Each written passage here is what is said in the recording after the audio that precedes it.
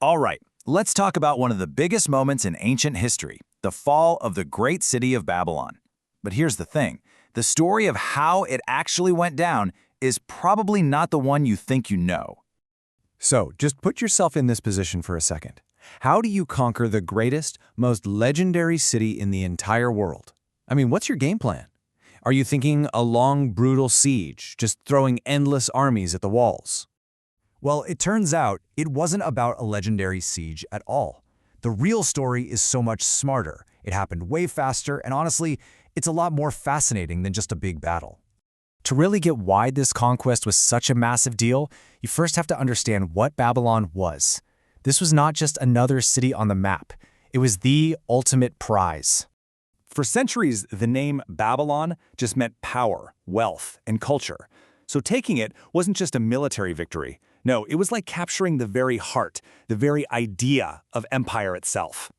I mean, it was the center of everything that mattered back then. Religion, scholarship, the legitimacy of kings, the history of empire. It was all wrapped up in this one place. It was the whole shebang.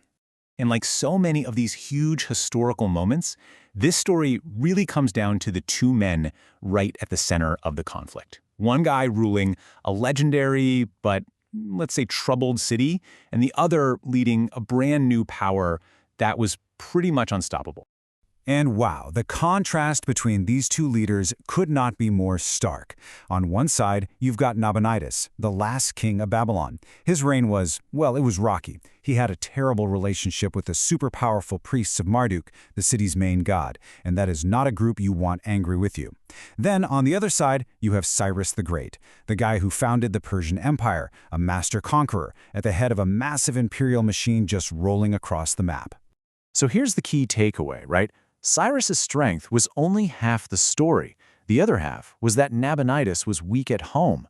That dissatisfaction brewing inside Babylon's own walls created the perfect opening for Cyrus to just walk right in. So how did it all play out? Well, the campaign itself builds up to what might be one of history's most surprisingly anticlimactic victories. And that's what makes it so brilliant. The date you gotta remember is October 539 BCE. This is the moment. This is when the world changed, and the greatest city of the ancient world fell into Persian hands. And the final takeover wasn't one big, epic battle. It was more like a rapid-fire series of dominoes falling. First, Cyrus completely shatters the main Babylonian army at the Battle of Opis. Then, the city of Sippar nearby is taken without even a struggle.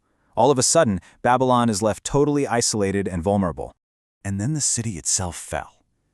You know, our most reliable sources and the historians who study them, they all agree on this one shocking fact. The grand prize, Babylon, was taken almost without resistance. Just incredible. Now, I know what a lot of you are probably thinking. Hey, wait a minute, what about that famous story where Cyrus diverts the Euphrates River and his troops sneak in through the riverbed? It's a fantastic tale of military genius, right? But here's the thing. While it is a great story, it doesn't actually show up in our best source from the time, the Nabonidus Chronicle. That account is way more straightforward. It just goes to show. Sometimes the legends are more theatrical, but the reality is often where you find the real strategy. Because look, conquering a city is one thing, but ruling it, that's a totally different challenge. And this is where Cyrus proved he was an absolute genius. Cyrus got it. He understood this timeless lesson of power. You don't build a stable empire just by burning things down. So he immediately kicked off this brilliant propaganda campaign, a battle for hearts and minds. He framed himself not as some foreign invader, but as the rightful king, there to fix everything the last guy broke. And you can see his strategy perfectly when we compare our two main sources. The Nabonidus Chronicle, that's kind of the just the facts military report. But the Cyrus Cylinder? Oh, that's the official story. It's pure political messaging, and it's designed to sell Cyrus's rule to his brand new subjects. And just look at the claims he makes. He says the old king, Nabonidus, was impious, that he disrespected the gods. He claims that he, Cyrus, was personally chosen by Babylon's own god, Marduk, to take the throne. And, of course, that he was there to restore order and make life better for everyone. It was an absolute masterclass in political maneuvering, framing a hostile takeover as a popular liberation. The fall of Babylon wasn't just the end of one city's freedom. It was the end of an entire age and the dawn of a completely new one. So the military part of the story is all wrapped up in 539 BCE. The city now belongs to Cyrus. But it's what he does the very next year, in 538 BCE, that truly cements his legacy. This is when he enacts his famous policy of allowing exiled people like the Judeans to return to their homelands, a move that would just echo through history. And just like that, the entire geopolitical map was redrawn. The great Neo-Babylonian Empire was finished, gone.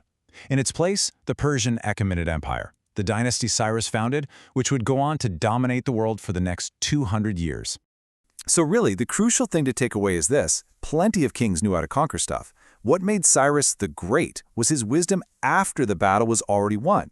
He knew how to turn a military victory into a stable, lasting empire, not just a pile of smoldering rubble. Which really leaves us with a final question to think about. Where did Cyrus's true genius really lie?